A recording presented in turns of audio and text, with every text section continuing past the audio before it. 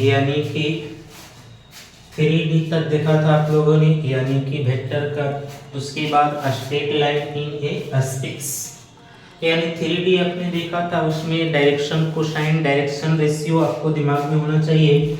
यहाँ पर आपको straight line in space, straight line in space में क्या है, तो आप देखोगे कि स्ट्रेट लाइन इसी से बहुत ज्यादा क्वेश्चन बोर्ड में मैक्सिमम क्वेश्चन यहीं से ढूंढ लो कि रहता है। यानी कि वेक्टर में आप वेक्टर के अलावा 3D और क्वेश्चन मिलाओगे 2 मार्क्स में या 5 मार्क्स में, तो इसी पार्ट से स्ट्रेट लाइन इन स्पेस से ही रहता है। तो अब देखो स्ट्रेट लाइन इन स्पेस यानी कि सरल रेखा से आप जब भी देखोगे तो आपको करना क्या है, आप ध्यान रखना, इसके 2 फॉर्म होते हैं, एक वेक्टर इक्वेशन और दूसरा कार्टेशियन इक्वेशन होता है इसका, यानी एक सदिश समीकरण है और दूसरा कार्तीय समीकरण है। तो आप किस तरह इसको निकाल पाओगे, तो देख लो यहाँ ध्यान देना, यानी पासिंग थ्रू 1 पॉइंट से, हम लोग जब 1 पॉइंट से पास करेगा तो उस स्थिति में वेक्टर इक्वेशन क्या होता है, आपको ये दिमाग में बैठा लेना कि आपका वेक्टर इक्वेशन क्या है, और यानी कि उसका फार्मूला क्या होगा, या आपको 2 बातें दिमाग में होनी चाहिए। पहला बातें क्या होनी चाहिए आपको दिमाग में, कि ये बातें होनी चाहिए कि आपका ए वेक्टर कौन होता है और बी वेक्टर कौन होता है। ये जब आपके दिमाग में रहेगा तो आप आराम से बता सकते थे। यानी कि आपको पहला पॉइंट है कि equation of a straight line ax plus by plus cz plus d equal to 0 होता है। यानी दिमाग में सेटअप कर लो कि equation of a straight line का इक्वेशन जो होता है, यानी सरल रेखा का समीकरण जो होता है वो आपका ax plus by plus cz plus d equal to 0 होता है।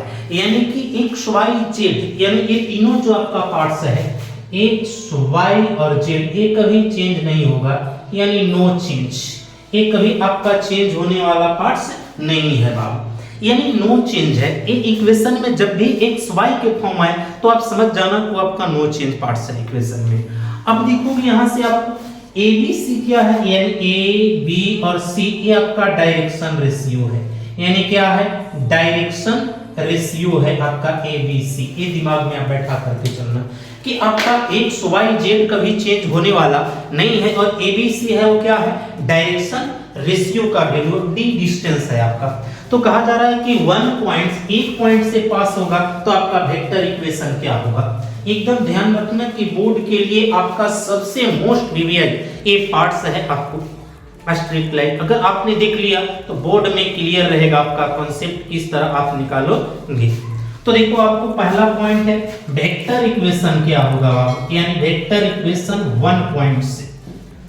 तो वेक्टर इक्वेशन यानी कि सदिश से समीकरण, सदिश से समीकरण आपका क्या होगा, यानी वेक्टर इक्वेशन क्या होगा। तो ये दिमाग में आप बैठा करके चलना कि वेक्टर इक्वेशन क्या होगा, तो r वेक्टर इक्वल टू है ना a vector plus lambda b vector होता है। यानी 1 पॉइंट्स का वेक्टर इक्वेशन क्या होगा, तो r vector equal to a vector plus lambda b vector होगा। आपको कॉन्सेप्ट क्लियर रखना है बाबू। दूसरा सवाल यहाँ पर देखोगे कि कार्टेशियन इक्वेशन क्या होगा आपको, यानी कार्टेशियन इक्वेशन क्या होगा, यानी कि कार्तीय समीकरण, कार्तीय समीकरण कार्टेशियन इक्वेशन आपका क्या होगा, तो कार्टेशियन इक्वेशन होता है आपको x minus x1 upon a y minus y1 upon b z minus z1 upon c हो जाएगा। ये आपका कार्टेशियन इक्वेशन है, यानी कि कार्तीय समीकरण है। तो आप दिमाग में रखना, यहाँ पर 2 सवाल आपको बहुत हमेशा दिक्कत करता है, अरे भाई मेरा a वेक्टर कौन हुआ और b वेक्टर कौन हुआ। तो आप दिमाग में बैठाए रखोगे, आपको कोई दिक्कत नहीं होगा कॉन्सेप्ट में कि आपका a वेक्टर क्या हुआ और b वेक्टर क्या हुआ। तो ध्यान देना आप क्या करोगे उसको। तो देखो यहाँ से ध्यान देना कि आप रखना कि जो आपको पॉइंट्स जो दिए रहेंगे, पॉइंट जो दिया रहेगा आपको x1 y1 और z1 नाम रहेगा, ये आपका a वेक्टर होगा बाबू। यानी x1 i cap plus y1 j cap plus z1 k cap, ये आपका क्या दिया रहेगा, पॉइंट्स दिया रहेगा। अगर आप b वेक्टर ले लो आप, तो b वेक्टर आपका क्या हो जाएगा, a i cap plus b j cap plus c k cap, ये आपका क्या हो जाएगा, वेक्टर इक्वेशन हो जाएगा। यानी अब दिमाग में सेटअप कर लो आप कि जो पॉइंट्स आपके पास दिया रहेंगे तो वो आपको क्या कहलाएगा, यानी कि आपका ए वेक्टर कहलाएगा, x1 y1 x y z नहीं, x1 y1 और z1 के रूप में। अगर डायरेक्शन रेशियो आपको जो होगा ए बी सी में, उसको हम लोग बी वेक्टर कहेंगे, ये दिमाग में नोट कर लोगे आप, है ना। यह डायरेक्शन वहां पर हो सकता है, कह सकता है कभी पैरेलल वेक्टर है, यानी पैरेलल ऑफ द वेक्टर, तो पैरेलल ऑफ द वेक्टर भी जाएगा तो आपका कौन सा वेक्टर होगा, बी वेक्टर होगा। या आप देख सकते हो कि नॉर्मली परपेंडिकुलर हो जाए तो भी आपका कौन सी वेक्टर होगा, बी वेक्टर होगा। तो आप दिमाग में कॉन्सेप्ट एकदम बैठा लेना कि भाई ए वेक्टर किसको कहोगे आप, x1 y1 और z1 जो दिया रहेगा वो आपका ए वेक्टर होगा, x2 y2 जो x1 y1 दिया रहेगा वो ए वेक्टर होगा, और a b c यानी कि a1 i cap b1 j cap और c1 k कैप जो आपको दिया रहेगा, तो यहाँ पर आप क्या बोल सकते हो, एक डायरेक्शन रेशियो से है, यानी डायरेक्शन रेशियो से है आपका, यानी कि दिक अनुपात से है। तो डायरेक्शन रेशियो से जब आपका रहेगा तो आपका कौन सा वेक्टर होगा, बी वेक्टर होगा, एकदम क्लियर रखना। उसके बाद देखो आराम से आप सोल्व कर सकते हो कि आपका क्या चीज क्वेश्चन में दिया गया है, तो एकदम दिमाग में एक कॉन्सेप्ट रखना। अगर इसको आप कार्तीय समीकरण आपने देखा, यानी इसको आपने देखा डायरेक्शन रेशियो के फॉर्म से, अगर डायरेक्शन कोसाइन के फॉर्म से आप देखते, यानी डायरेक्शन कोसाइन यानी कि दिक कोसाइन, तो दिक कोसाइन से आप देखते बाबू तो ये आपका क्या हो जाता, तो हो जाता x minus x1 upon l, y minus y1 upon m, z minus z1 upon n हो जाता। तो ये आपका डायरेक्शन किससे हो जाता, कोसाइन से हो जाता, कार्टेशियन इक्वेशन आपको। तो ये दिमाग में रखना कि डायरेक्शन रेशियो से भी हम लोग निकाल सकते हैं कार्टेशियन इक्वेशन, कार्तीय समीकरण, और दिक कोसाइन से भी निकाल सकते हैं, डायरेक्शन कोसाइन से भी निकाल सकते हैं। तो ध्यान रखोगे, आराम से बनाओगे। तो दोनों आप इक्वेशन देख लो, देखो अब एग्जांपल देखो, इस पर आपका क्या है, कहा गया क्वेश्चन क्या कहा, ध्यान देना, कह रहा है find the vector equation of A line which is parallel to the vector।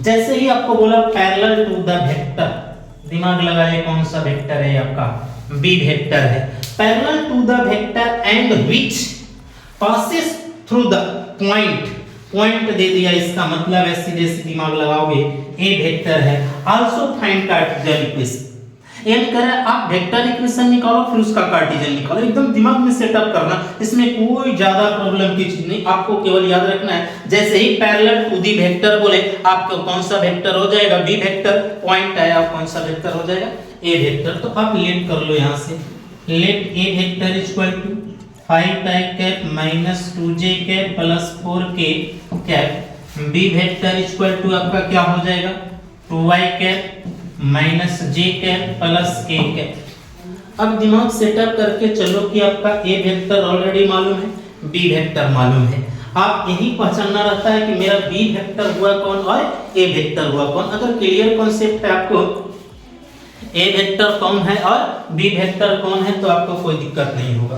पहला सवाल पूछा वेक्टर इक्वेशन क्या होगा, आप बैठा दो यहाँ पे, वेक्टर इक्वेशन कौन होगा आपका, यानी वेक्टर इक्वेशन यानी कि सदिश से समीकरण। तो वेक्टर इक्वेशन यानी कि सदिश से समीकरण, r वेक्टर बराबर फॉर्मूला क्या है, a vector plus lambda b vector है। तो ये दिमाग में बैठा लो कि वेक्टर इक्वेशन कैसे निकलेगा, आपका a वेक्टर कितना है, 5i cap minus 2j cap plus 4k cap है, प्लस लैम्डा, b वेक्टर आपका कितना है, यानी 2y cap minus j cap plus k cap, ये आपका आंसर हो जाएगा। यानी दिमाग में सेटअप रखना कि आप किस तरह बनाओगे बाबू, तो आपको कुछ ज्यादा दिमाग लगाने की जरूरत नहीं है। पहला सवाल याद रखना, हमने बोला ए वेक्टर किसको बोलोगे, जो आपका पॉइंट रहेगा वो कौन सा वेक्टर रहेगा, ए वेक्टर रहेगा, जो आपको नॉर्मली परपेंडिकुलर जाए या बाबू पैरेलल जाए वो आपका कौन सा वेक्टर रहेगा, बी वेक्टर रहेगा। तो हम लोगों ने यहाँ देखा कि भाई पैरेलल टू दी वेक्टर बोला है, मेरा बी वेक्टर दिया है, यहाँ से देखा कि ए पॉइंट्स दिया है, कि ए वेक्टर है मेरा, हमने लेट कर लिया A vector equal two points को वेक्टर में कन्वर्ट कर लिया, बी वेक्टर इक्वल टू दिया था आपको। यहाँ से हमने देखा वेक्टर इक्वेशन फार्मूला भी बैक में हमने बताया, A vector plus lambda B vector, A vector का वैल्यू लिख दिया गया यहाँ पर, लैम्डा बी वेक्टर का वैल्यू आपका क्लियर हुआ कि निकल गया आपको क्या चीज, वेक्टर इक्वेशन निकल गया। आप अगर वेक्टर इक्वेशन निकल गया, आप कार्टेशियन इक्वेशन निकाल लो, आराम से यहां से निकाल सकते हो किस तरह होगा। तो कार्टेशियन इक्वेशन कैसे निकालोगे, एक बार वेक्टर इक्वेशन को देख लो, आप फार्मूला याद करोगे कोई प्रॉब्लम होगा नहीं इसमें। तो देख लो उसमें आपका क्या था, यानी कार्टेशियन इक्वेशन, यानी कि कार्टेशियन इक्वेशन आपका क्या है बाबू, यानी आपने फार्मूला देखा था, अभी क्या होगा आपका, यानी फार्मूला एक बार फिर से देख लो आप, है ना, x minus x1 upon a y minus y1 upon b z minus z1 upon c, ये आपका कार्टेशियन इक्वेशन है। अब सीधे इसको बैठा दो, x माइनस x1 का वैल्यू आपका कितना है बाबू, ये जो है आपका x1 का वैल्यू है 5 हो जाएगा अपॉन ए, हमने कहा था जो परपेंडिकुलर पैरेलल वेक्टर जाएगा वो आपका जो a के सामने होगा वो i क्या होगा, वो आपका a वेक्टर होगा, यानी a का वैल्यू होगा। फिर आप y माइनस y1 का वैल्यू -2 है तो माइनस माइनस कितना हो जाएगा, +2 हो जाएगा, अपॉन b का कोफिशिएंट है बाबू -1, फिर z माइनस z1 का वैल्यू कितना है 4 है आपका, अपॉन c का कोफिशिएंट बोलोगे तो 1 हो जाएगा। आपको यही आंसर हो जाएगा कि बाबू आपने देखा कि किस तरह से आपका निकलेगा कार्टेशियन इक्वेशन और वेक्टर इक्वेशन। कार्टेशियन इक्वेशन आपने देखा, फार्मूला याद रखोगे क्या होता है, कार्तीय समीकरण कैसे निकालोगे आप। तो देखिए यहाँ पर ध्यान देना है, x minus x1 upon a, y minus y1 upon b, z minus z1 upon c। आपको सीधा याद रखना है इस बात को कि जो पॉइंट दिया है वो मेरा x1 y1 z1 है, और जो पैरेलल टू दी वेक्टर दिया है वो x2 यानी कि a b c का वैल्यू है। तो हमने लगाया कार्टेशियन इक्वेशन, कार्तीय समीकरण, x minus x1 upon a, y minus y1 upon b और z minus z1 upon c। देखा x का वैल्यू हमने अभी बताया था आपको, चेंज नहीं होगा, x माइनस x1 का वैल्यू 5 हो गया, y1 का वैल्यू कितना आ गया -2, तो माइनस ऑलरेडी पहले से है, प्लस हो गया, और यहाँ पर देखा यानी j का कोफिशिएंट कितना है -1 है, लिख दिए। फिर देखा हमने यानी z माइनस z1 का वैल्यू कितना है 4 है, बाबू लिख दिया। उसके बाद हम लोगों ने देखा कि c का वैल्यू यानी कि 1 है। तो 1 पॉइंट से आपने देखा वेक्टर इक्वेशन कैसे निकलेगा और कार्टेशियन इक्वेशन कैसे निकलेगा बाबू। 2 पॉइंट से देख लो आप वेक्टर इक्वेशन कैसे निकालोगे और कार्टेशियन इक्वेशन कैसे निकालोगे, यानी 2 पॉइंट से पास करेगा, 2 पॉइंट्स। तो 2 पॉइंट से आपका वेक्टर इक्वेशन क्या होगा, यानी कि वेक्टर इक्वेशन आपका क्या हो जाएगा, सदिश समीकरण, वेक्टर इक्वेशन सदिश समीकरण। तो आपका वेक्टर इक्वेशन यानी r vector equal to a vector plus lambda b vector minus a vector, आपका a हो जाएगा, आपको वेक्टर इक्वेशन हो जाएगा। कार्टेशियन इक्वेशन क्या होगा 2 पॉइंट से, यानी कार्टेशियन इक्वेशन है ना, यानी कि कार्तीय समीकरण। तो कार्तीय समीकरण आपका हो जाएगा 2 पॉइंट से, यानी कि x minus x1 upon x2 minus x1, y minus y1 upon y2 minus y1, z minus z1 upon z2 minus z1। तो ये दिमाग में आप सेटअप कर लोगे कि आपका वेक्टर इक्वेशन क्या होगा आप 2 पॉइंट से, और कार्टेशियन इक्वेशन क्या होगा। अगर सेटअप है दिमाग में तो कोई दिक्कत नहीं है। तो देख लो ध्यान दे करके, आपने 2 पॉइंट से चला, यानी 2 पॉइंट्स कंटिन्यू 2 पॉइंट्स आपका रहेगा, यानी समझ लेना कि पहले जो पॉइंट रहेगा वो a वेक्टर रहेगा और दूसरे पॉइंट्स आएगा 2 पॉइंट्स में वो आपका b वेक्टर होगा। तो दिमाग में सेटअप रखना कि a वेक्टर आपका कौन सा होगा। तो पहले जो पॉइंट दिया रहेगा 2 पॉइंट्स में, 1 पॉइंट से पास करोगे तो पैरेलल जाएगा आपको हमेशा। अब पैरेलल गया मतलब समझ लो कि वो आपका b वेक्टर है, और पॉइंट से गया वो a वेक्टर है। तो देखो यहाँ पर 2 पॉइंट से पास किया तो वेक्टर इक्वेशन क्या होगा, यानी a vector plus lambda b vector minus a vector होगा। कार्टेशियन इक्वेशन कार्तीय समीकरण देख लो, x minus x1 upon x2 minus x1, y minus y1 upon y2 minus y1, z minus z1 upon z2 minus z1।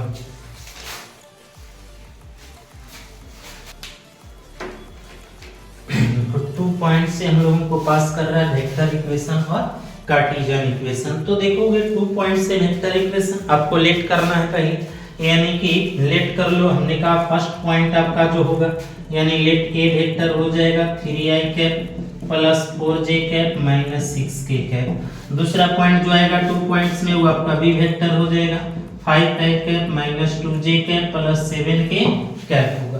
तो दोनों vector आपने late कर लिए। अब यहाँ से देखो आपको क्या करना है, पहले वेक्टर इक्वेशन निकालना है, यानी वेक्टर इक्वेशन आपको क्या होगा, तो अभी लिखना है अपनी vector equation equal to a vector plus lambda b vector minus a vector. तो अब वैल्यू बैठा दो यहाँ से, यानी वेक्टर इक्वेशन को r वेक्टर बोलते हैं, तो r equal to a vector का वैल्यू है 3i cap plus 4j cap minus 6k cap plus lambda. आप डायरेक्ट घटा सकते हो या लिख के घटा दो, तो डायरेक्ट घटा भी सकते हो, यानी b2 यानी कि 5i cap minus 2j cap plus 7k cap. इसमें से आपको a वेक्टर को घटाना है बाबू, यानी कि 3i cap plus 4j cap minus 6k cap. अब इसको आप घटा दो, यानी कि आपको आ जाएगा r vector equal to 3i cap plus 4j cap minus 6k cap plus lambda. देखो घटाओ इसको, आप माइनस से मल्टीप्लाई करोगे माइनस 3 आ जाएगा, 5 में से 3 जाएगा तो आपका बचेगा 2i कैप, फिर ये हो जाएगा आपका माइनस हो जाएगा, यानी दोनों का निकालोगे तो 4 और 2 6j कैप हो जाएगा। फिर आप क्या करोगे, इसको माइनस माइनस प्लस हो जाएगा, यानी 7 6 13 आपका हो जाएगा, यानी 13k कैप हो जाएगा। तो देखो वेक्टर इक्वेशन आपका निकल गया, यानी 2 पॉइंट से आप वेक्टर इक्वेशन निकालोगे कैसे, तो देखो 2 पॉइंट से हमने कहा कि आप फर्स्ट पॉइंट होगा वो वेक्टर होगा और सेकंड पॉइंट होगा वो बी वेक्टर होगा। आपने देख लिया, लेट कर लिया ए वेक्टर और बी वेक्टर। फार्मूला आपको मालूम है वेक्टर इक्वेशन का, A vector plus lambda B vector minus A vector. तो यहाँ से r equal to A vector plus lambda B vector minus A vector. अब इसको डायरेक्ट सॉल्यूशन कर दिए हैं, आप कर सकते हैं घटा करके। दूसरा सवाल है आपको इसी में, कार्टेशियन इक्वेशन क्या होगा बाबू,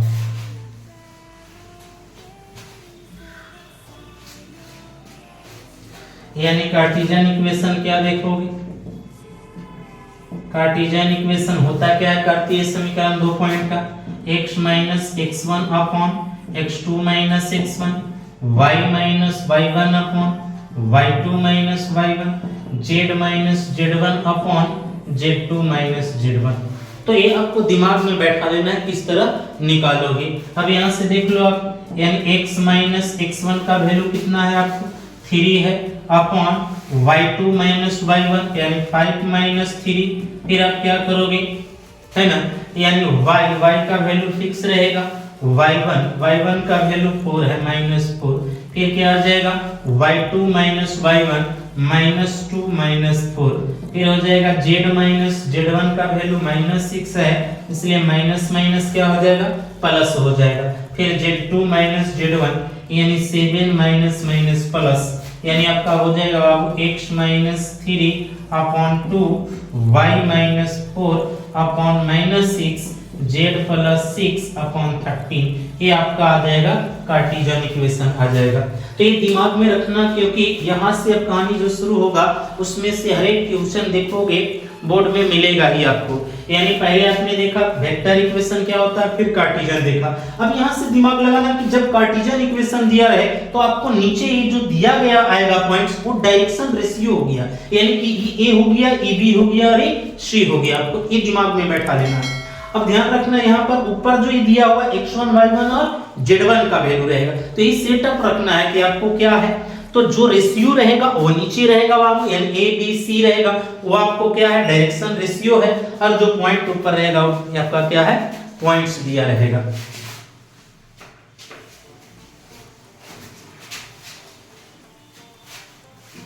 देखो अगला हेडिंग है हम लोगों को एंगल बिटवीन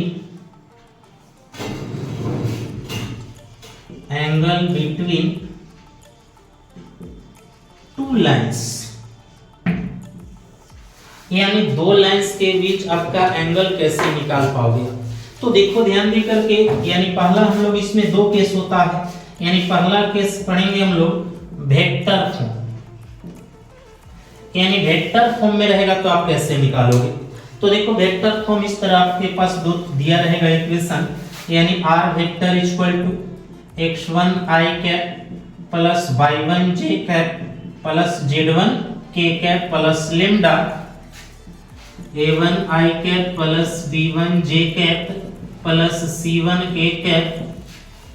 फिर दूसरा रहेगा आपको x2 i cap plus y2 j cap plus z2 k cap mu a2 i cap plus b2 j cap plus c2 k cap. अब देखो यहां से आपको करना क्या है, अब दो इक्वेशन वेक्टर दिया रहेगा तो आपको क्या एंगल कैसे निकालोगे, तो फार्मूला होता है angle equal to cos theta equal to b1 vector dot b2 vector upon b1 का मैग्नीट्यूड डॉट b2 का मैग्नीट्यूड होता है। तो थीटा इक्वल टू क्या हो जाएगा, cos inverse b1 vector dot b2 vector upon b1 का मैग्नीट्यूड डॉट b2 का मैग्नीट्यूड हो जाएगा, मोड लगा दो। तो ये दिमाग में बैठा करके रखना कि आप किस तरह निकालोगे इसको, तो ध्यान रखना क्योंकि यहाँ से एक सवाल आपको आएगा, दो रूप है इसका। केस फर्स्ट है वेक्टर फॉर्म में रहेगा एंगल निकालने के लिए, केस सेकंड रहेगा कार्टेशियन फॉर्म में रहेगा आपको, यानी कार्तीय समीकरण के रूप में रहेगा। तो देखो दो चीज है, आप कैसे डिसाइड करोगे कि आपका कौन सा ए वेक्टर है और बी वेक्टर है। तो देखो ये आपके पास पहला इक्वेशन है, पहला इक्वेशन में याद रखना जो कांस्टेंट के पास होगा वो मेरा b1 वेक्टर होता है, ठीक है। और आपका जो जनरली ए होगा वो आपका कौन सा वेक्टर होगा, a1 वेक्टर होगा। यानी पहले इक्वेशन में जो कांस्टेंट के पास रहेगा वो b1 रहेगा और दूसरे इक्वेशन में जो कांस्टेंट के पास रहेगा वो आपका b2 रहेगा वेक्टर में। और बाकी समझ रहे हो, जो जनरली फर्स्ट में a1 है तो ये आपका क्या हो जाएगा, a2 वेक्टर हो जाएगा। तो ये दिमाग में सेटअप करके रखना कि आपको टू लाइंस का इक्वेशन जब दिया रहेगा यानी वेक्टर फॉर्म में, तो आपको ध्यान रखना है कि पहले लाइंस का मेरा जो इक्वेशन होगा यानी जो कांस्टेंट यानी कि लैम्डा के पास रहेगा वो आपका b1 वेक्टर हो जाएगा और म्यू के पास जो दूसरा आपका कांस्टेंट के पास रहेगा वो b2 वेक्टर हो जाएगा। अब इसमें आपको क्या निकालना रहेगा, एंगल पूछेगा, find the angle between two lines. तो दोनों लाइन के बीच एंगल कैसे निकालोगे, डॉट प्रोडक्ट आपने देखा था b1 dot b2 upon b1 का मोड डॉट b2 का मोड। तो थीटा इक्वल टू क्या हो जाएगा, cos inverse b1 dot b2 upon b1 का मोड डॉट b2 का मोड बैठाओगे निकल जाएगा। देखो लिखा हुआ है find the angle between two lines, यानी दो लाइंस का वेक्टर इक्वेशन दिया गया है, एंगल कैसे निकालोगे। तो आपको मतलब है केवल b1 b2 से बाबू लेट कर लो, b1 vector equal to 3i cap 2j cap plus 6k cap, b2 vector आपका क्या हो जाएगा i cap plus 2j cap plus 2k cap हो जाएगा। यानी आपको दोनों मालूम हो गया, आप डायरेक्ट फार्मूला लगाओ, cos theta equal to b1 vector dot b2 vector upon b1 का मैग्नीट्यूड डॉट b2 का मैग्नीट्यूड। तो अलग अलग आप निकाल लो, जैसे डॉट निकाल लो पहले a vector dot b vector, तो आपका डॉट कितना होगा, अब 3 डॉट 3i यानी कि 3 हो जाएगा प्लस 2 दूनी का 4 हो जाएगा और 6 दूनी का 12 हो जाएगा, यानी 12 4 16 3 19 आ जाएगा डॉट। यानी आप मैग्नीट्यूड निकाल लो अलग अलग, b1 का मैग्नीट्यूड कितना हो जाएगा, रूट अंडर 3 तरीका 9 2 दूनी का 4 4 चौके 16 और 9 25 और 4 29 हो जाएगा आपको। अब b2 का मैग्नीट्यूड निकाल लो, यानी हो जाएगा कितना, इसको रूट अंडर 1 का स्क्वायर 1 2 दूनी का 4 और फिर 4, यानी 4 4 8 है 9 9 का रूट 3 हो जाएगा। तो डॉट निकाल लिया, मैग्नीट्यूड निकाल लिया, फार्मूला पर बैठा दो, यानी कि cos थीटा इक्वल टू क्या आ जाएगा, b1 dot b2 upon b1 का मैग्नीट्यूड डॉट b2 का मैग्नीट्यूड।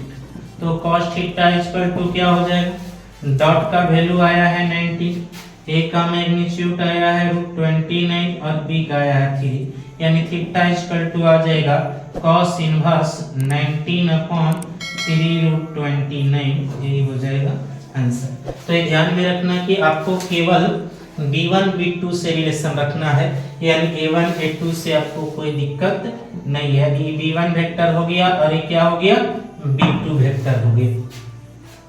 चलो प्रभु तुम्हारे बंद कर दो।